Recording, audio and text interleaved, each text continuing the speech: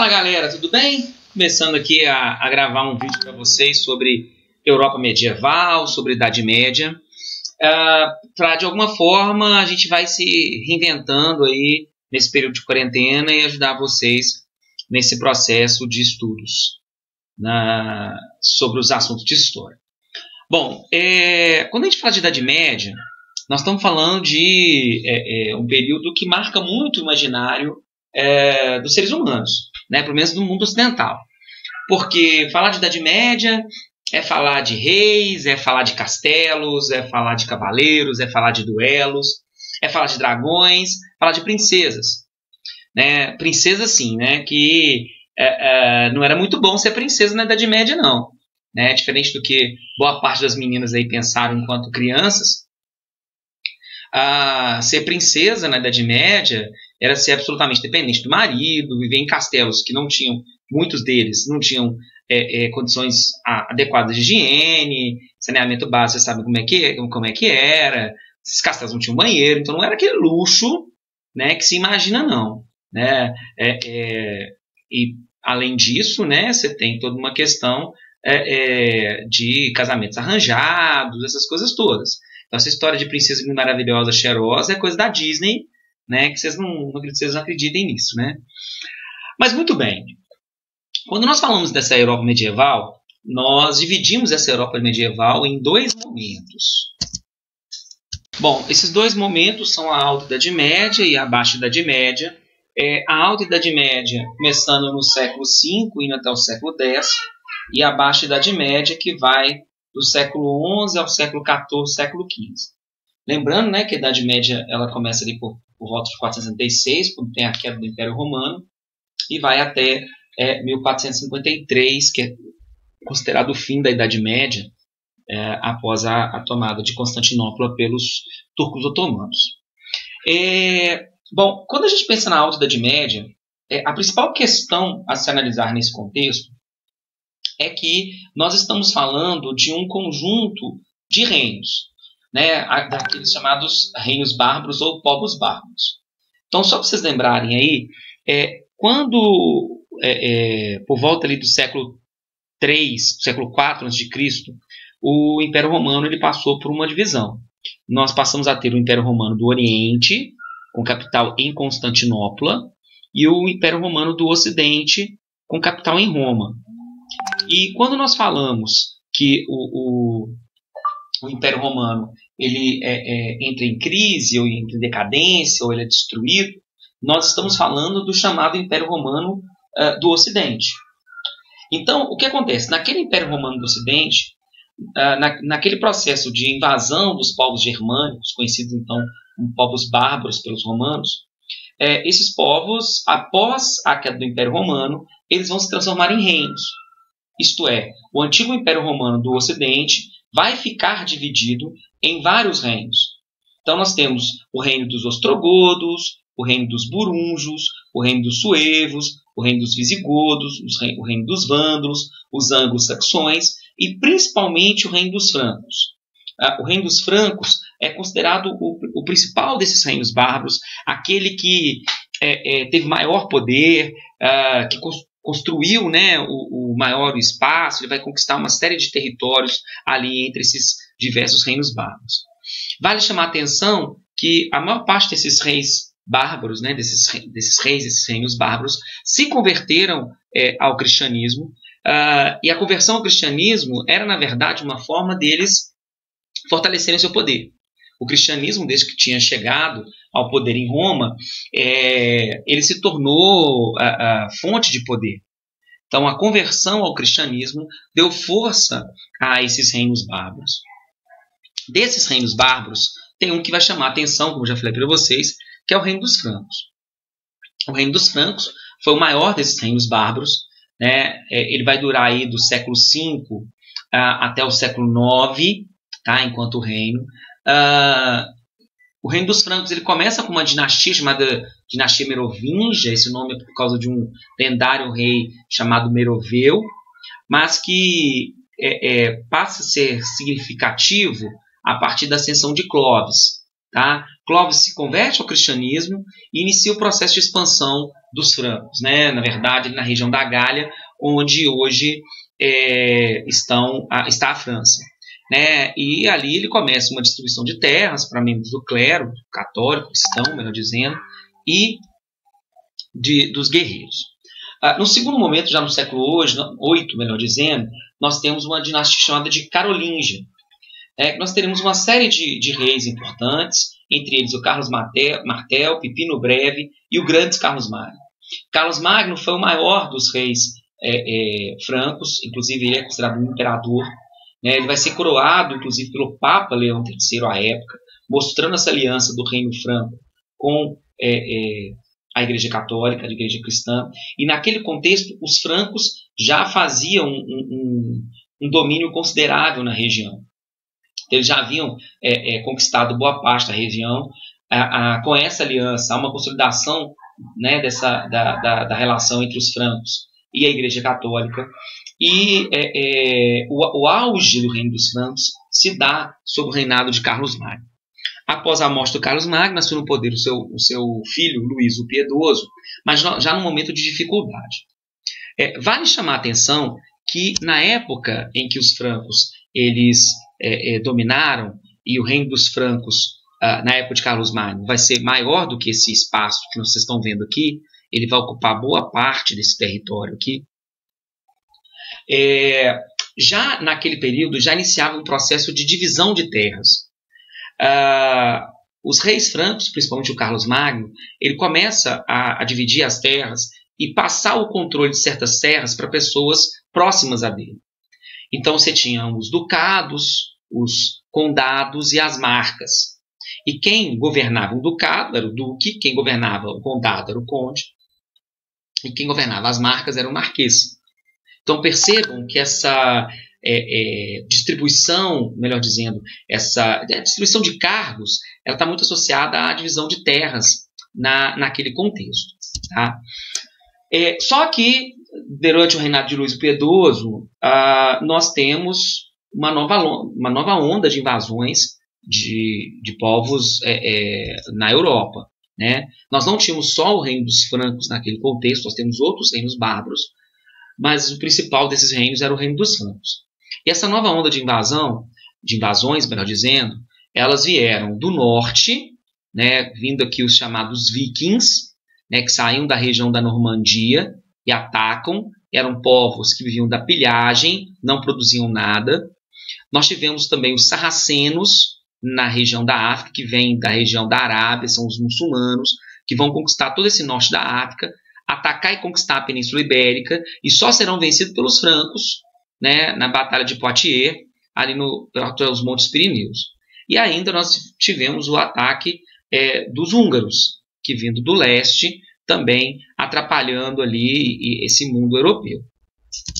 Todo esse processo leva à continuação do processo de ruralização começado anteriormente. Muito bem, pessoal. Então, exatamente desses dois processos, que é a desagregação do Império Romano e a organização dos reinos germânicos, e, consequentemente, essa nova invasão, né, de bárbaros, essa nova onda de invasões, é que nós vamos ter a formação do principal sistema durante a Idade Média, que foi o feudalismo, né, que se consolida enquanto sistema a partir do século IX. O feudalismo, que ele vai ter como principais elementos a ruralização.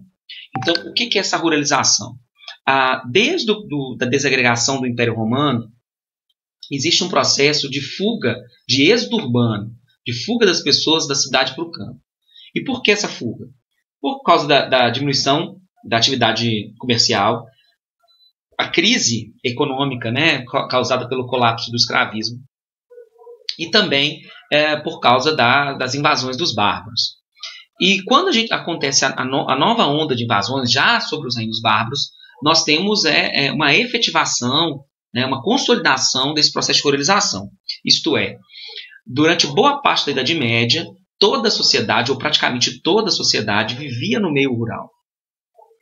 E esse elemento da ruralização, ele vem tanto do Império Romano quanto que dos reinos bárbaros. Esses próprios reinos bárbaros eram, em geral, reinos que viviam da agricultura.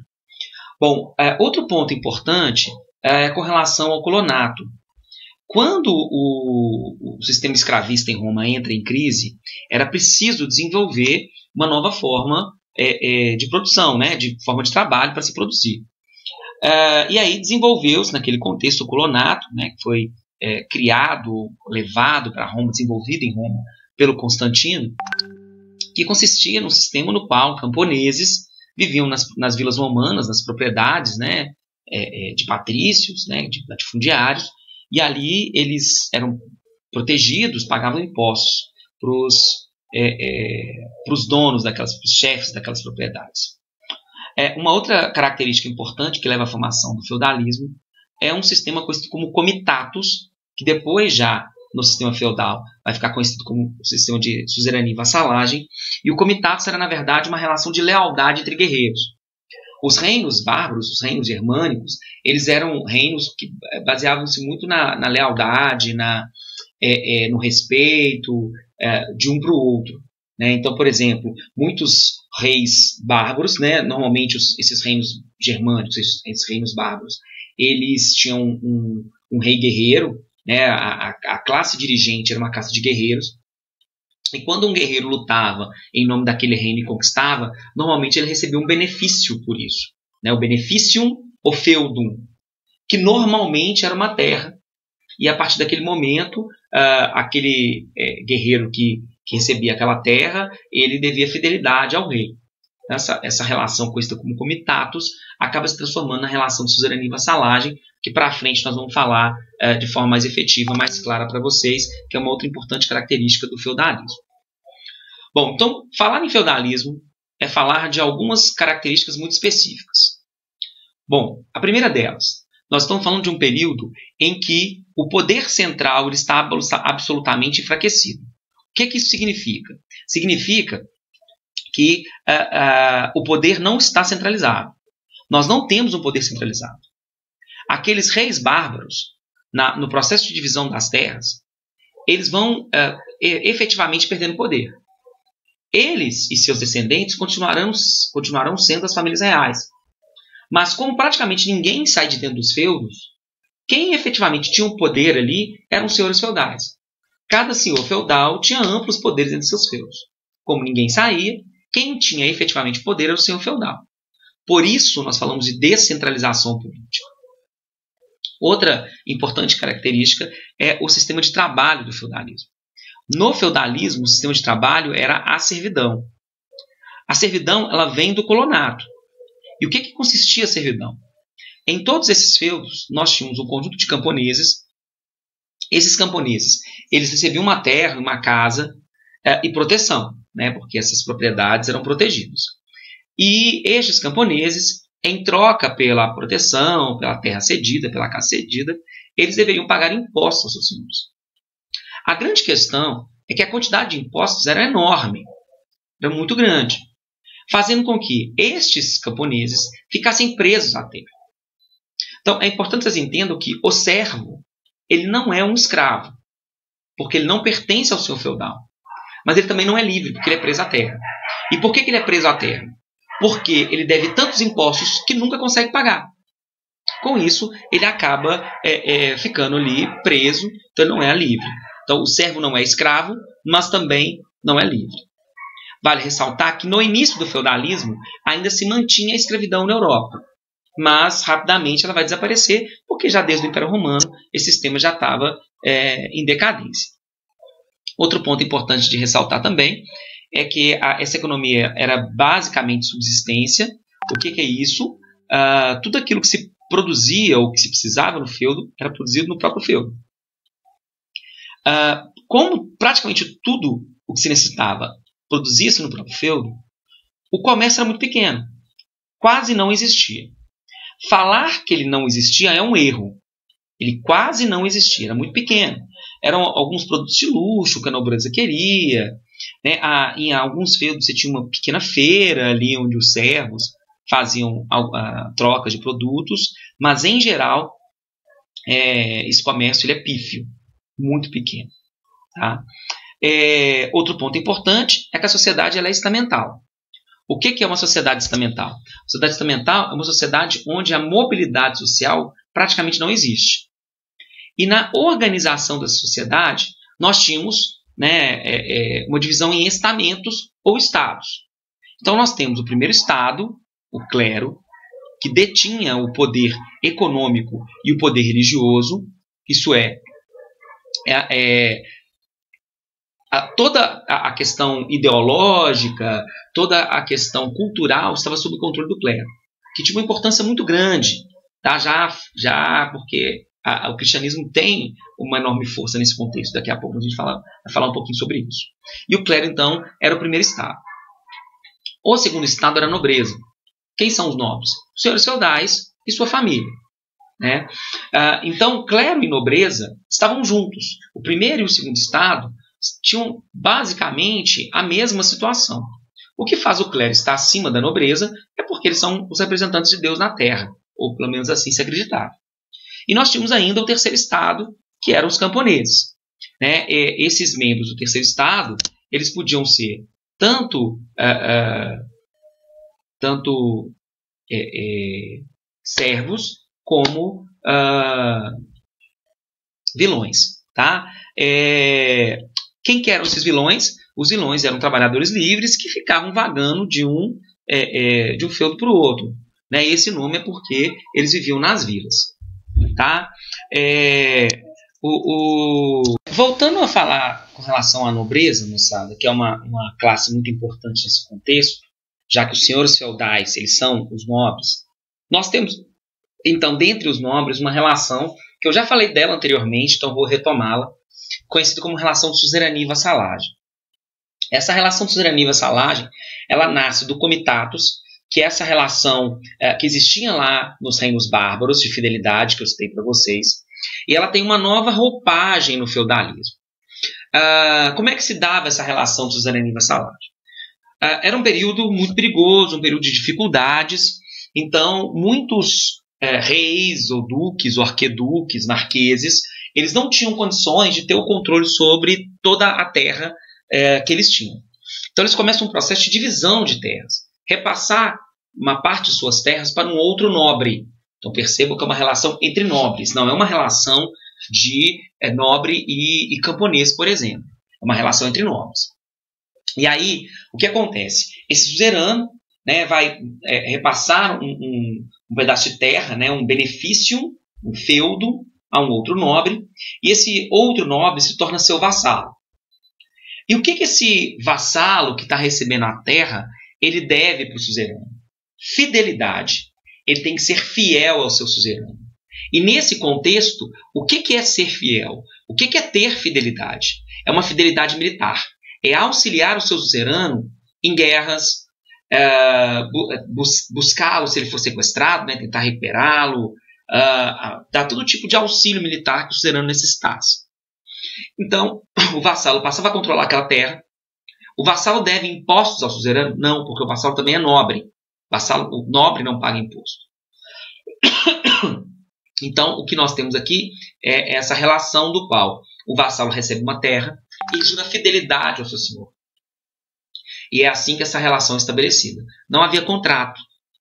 Essa relação é estabelecida de boca, né? E por isso que na época vem a expressão palavra de cavaleiro, selada inclusive com um selinho entre eles. Bom, outro ponto de nós abordarmos com relação a essa estrutura social / econômica é a organização das terras. Dentro de um feudo, nós tínhamos 3 espaços diferentes. Nós tínhamos o manso senhorial, ou as terras senhoriais. Esse manso senhorial, ou terras senhoriais, eram as terras que pertenciam ao senhor. E tudo que era produzido nessas terras pertencia ao senhor. Agora, são os senhores que trabalham nessas terras? Óbvio que não. Quem trabalha nessas terras são os servos. Então, um dos impostos que os servos tinham que pagar aos senhores feudais era exatamente trabalhar nas terras deles. Então, esse imposto chamava corvéia. Então, de 2 a 3 vezes por semana, os servos trabalhavam na terra do senhor. Como eram muitos servos, havia sempre um rodízio, sempre havia produção nessas terras, e tudo que saía dali pertencia ao senhor. Nós tínhamos ainda o manso servil, que era aquele pedaço de terra que era distribuído entre os servos, E os servos trabalhavam nessas terras, nas suas terras, quando eles não trabalhavam para o Senhor e quando também não era dia santo, né? Então, havia os dias santos, né? Domingos que não podiam trabalhar, então eles trabalhavam nos outros dias. E 50% de tudo que esses servos produziam nas suas terras tinha que ser repassado ao Senhor. Esse era um outro imposto, a talha. Então percebam, de 2 a 3 vezes por semana ele trabalha na terra do Senhor. Quando ele trabalha na sua terra, 50% do que ele produz é repassado ao Senhor. Como eu disse para vocês, os impostos eram muito pesados sobre os servos. E esses eram só 2 dos impostos que eram variados. Você tinha banalidade. Então, por exemplo, para o servo usar um moinho, um forno, tinha que pagar. Você tinha mão morta. Então, por exemplo, se um servo morria, para o filho assumir as terras tinha que pagar um imposto. Tostão de Pedro, que era uma espécie de dízimo para a igreja. Tinha que pagar um imposto para o casamento da filha do Senhor. Então era muito difícil, eram muitos impostos. E por isso nós falamos que o servo ele é preso à terra. E nós ainda tínhamos o manso comum. O que era o manso comum? Eram os locais de floresta, de pântano, né, de que os recursos que eram retirados ali podiam ser feitos tanto pelo Senhor quanto pelos servos. Mas é óbvio que cada um deles usavam de maneira diferente. Então, os senhores usavam as florestas, por exemplo, para caçar, enquanto os servos, quando autorizados, eles usavam, por exemplo, para recolher madeira. Né? Então, cada um usava a sua maneira, ao seu jeito, mas tanto um quanto o outro poderiam utilizar dessas terras. Bom, para a gente poder fechar essa parte inicial da Idade Média, né, falando aí da sociedade feudal, é importante nós ressaltarmos o poder que a Igreja Católica tinha nesse contexto todo. Como eu disse para vocês, o clero era o primeiro estado, né, e ele tinha, também já disse isso, um forte poder ideológico-cultural, além de ter um poder econômico. Por que o poder econômico? Porque a igreja também era detentora de terras. E talvez, né, alguns historiadores falam que era a maior detentora de terras no contexto do feudalismo. Isso é, a igreja católica também era senhora feudal, também tinha servos. Tá? Bom, boa parte do conhecimento existente na Idade Média estava nas mãos da igreja. Havia um monopólio cultural, né? Quem sabia escrever nesse contexto? Praticamente todos que sabiam escrever estavam dentro da igreja. Né? Eram monges da igreja católica, por exemplo, que copiaram uma série de textos antigos que chegaram para a gente. Então a gente hoje tem acesso a Platão, tem acesso a Aristóteles, porque se teve monges que passaram a vida inteira, né, escrevendo isso. Então o conhecimento girava ali, né, nas mãos daquele grupo. Né? Falamos de uma sociedade que é teocêntrica, é uma sociedade em que o poder está concentrado, né, na igreja, e essa igreja ajudava a justificar a existência daquela sociedade. Diziam eles, né, que a sociedade era tripartite e que, como a casa de Deus era trina, né, o Pai, o Filho e o Espírito Santo, a sociedade também era, né, a pedido de Deus, a organização de Deus. Então você tinha aqueles que tinham o dever moral, né, de proteger a sociedade de forma espiritual, que era o clero, aqueles que tinham que guerrear para proteger, né, aquela sociedade nessa vida terrena, os nobres, e aqueles que tinham que trabalhar. E ir contra essa determinação era ir contra Deus. Né? Então você tem, né, esse dogma da igreja, ele serve inclusive para dar essa ideia de comodismo para aquela sociedade, para que eles aceitem as coisas como é. E com isso, a igreja auxiliava a nobreza a organizar a sociedade. Então, a nobreza tinha poder sobre os servos, porque a igreja, o clero, dizia que se ele agir contra aquilo, estava agindo contra Deus. Vai ser nesse contexto da Idade Média que nasce, inclusive, a chamada escolástica. Né? A escolástica, que é uma filosofia desenvolvida pelo São Tomás de Aquino, né? E é pegar a filosofia e submeter a filosofia à sociedade católica.